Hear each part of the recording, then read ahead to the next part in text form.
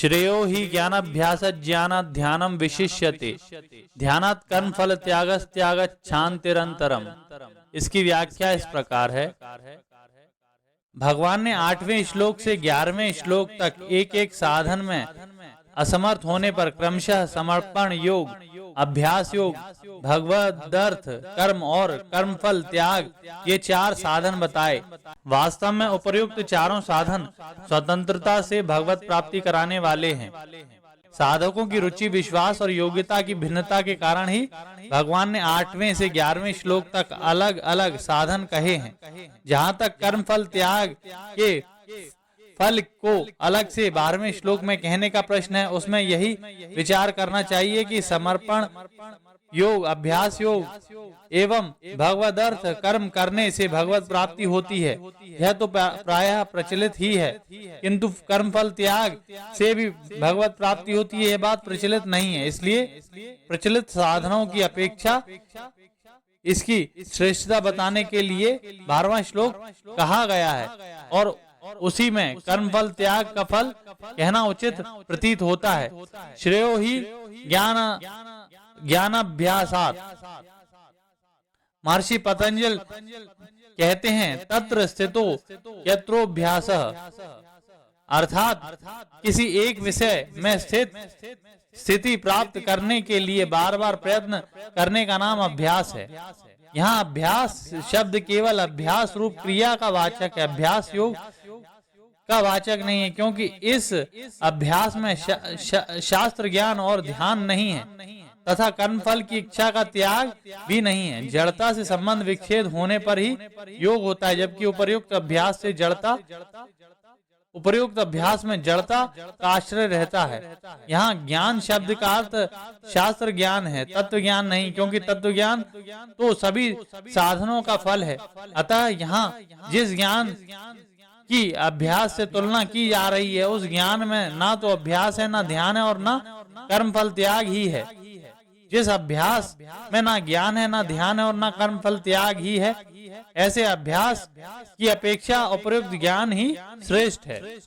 अद्वैष्ट सर्वभूतानां मैत्रेय करुणा एव च निर्ममो निरहंकारः सम दुःख सुख क्षमी संतुष्टः सततम योगी यतात्मा दृढ़ निश्चयः मयार्पित मनोर्बुद्धिर्यो मद्भक्तः स मे प्रियः।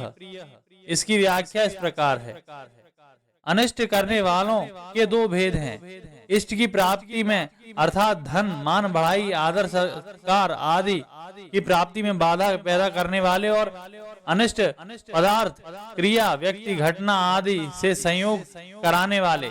भक्त के शरीर, मन, बुद्धि, इंद्रियां और सिद्धांत के प्रतिकूल चाहे कोई कितना ही किसी प्रकार का व्यवहार करे, इष्ट की प्राप्ति में बाधा डाले, किसी प्रकार की आर्थिक और शारीरिक हानि पहुंचाए, पर भक्त के हृदय में उसके प्रति कभी किंचित मात्र भी द्वेष नहीं होता, कारण कि वह प्राणी मात्र में अपने प्रभु को ही व्याप्त देखता है। ऐसी स्थिति में वह विरोध करे तो किससे करे?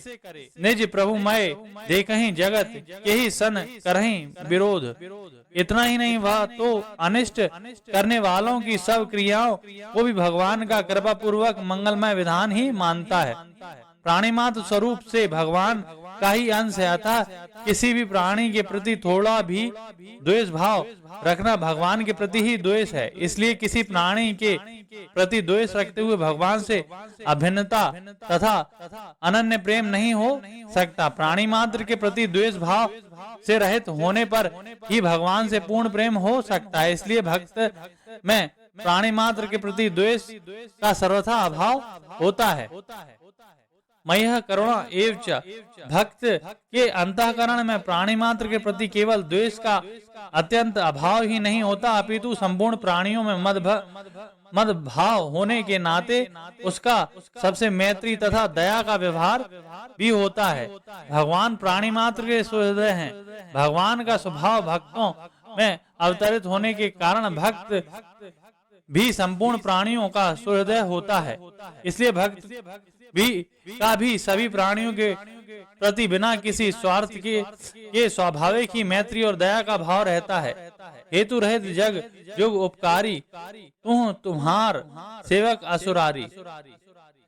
अपना अनिष्ट करने वालों के प्रति भी भक्त के द्वारा मित्रता का व्यवहार होता है, क्योंकि उसका भाव यह रहता है कि अनिष्ट करने वाले ने अनिष्ट रूप में भगवान का विधान ही प्रस्तुत किया है, अतः उसने जो कुछ किया है मेरे लिए ठीक ही किया है, कारण कि भगवान का विधान सदैव मंगलमय होता है। इतना ही नहीं, भक्त यह मानता है कि मेरा अनिष्ट करने वाला मेरे पूर्वकृत पाप कर्मों का नाश कर रहा है, अतः वह विशेष रूप से आदर का पात्र है। भगवान ज्ञान स्वरूप और नित्य परिपूर्ण है, अतः उनमें ज्ञान की भूख तो नहीं है पर प्रेम की भूख अवश्य है। इसलिए भगवान कहते हैं कि मेरे में अर्पित मन बुद्धि वाला जो मेरा भक्त है वह मेरे लिए प्रिय है। ऐसे भक्त के सिवाय भगवान को प्यारा और कोई हो ही नहीं सकता।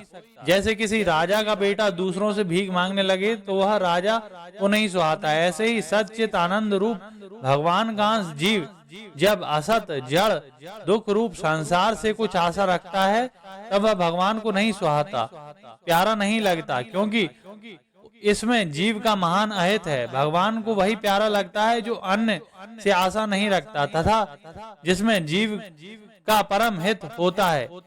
एक बानी करुणा निधान की, सो प्रिय जाके गति न आन की। सिद्ध भक्तों के लक्षणों का दूसरा प्रकरण, जिसमें 6 लक्षणों का वर्णन है, आगे के श्लोक में आया है। यस्मान्नो द्विजते लोको लोकन्नो द्विजते च यह हर्षमर्ष भयो द्वय गैर मुक्तो यह स च में प्रियः। इसकी व्याख्या इस प्रकार है। भक्त सर्वत्र सब में अपने प्रिय प्रभु को देखता है, अतः उसकी दृष्टि में मन, वाणी और शरीर से होने वाली संपूर्ण क्रियाएं एकमात्र भगवान की प्रसन्नता के लिए ही होती हैं। ऐसी अवस्था में भक्त किसी भी प्राणी को उद्वेग कैसे पहुंचा सकता है। फिर भी भक्तों के चरित्र में यह देखने में आता है कि उनकी महिमा, आदर, सत्कार तथा कहीं कहीं उनकी क्रिया, यहाँ तक कि उनकी सौम्य आकृति मात्र से ही कुछ लोग ईर्ष्यावश उद्विग्न हो जाते हैं और भक्त के से अकारण द्वेष और विरोध करने लगते हैं। लोगों को भक्त से होने वाले उद्वेग के संबंध में विचार किया जाए तो यही पता चलेगा कि भक्त की क्रियाएं कभी किसी को उद्वेग का कारण नहीं होती, क्योंकि भक्त प्राणी मात्र में भगवान को ही देखता है। वासुदेवः सर्वम, उसकी मात्र क्रियाएं स्वभावतः प्राणियों के परम हित के लिए ही होती हैं। उसके द्वारा कभी भूल से भी किसी के अहित की चेष्टा नहीं होती। जिनको उससे उद्वेग होता है वह उनके अपने राग द्वेष युक्त असुर स्वभाव के कारण ही होता है।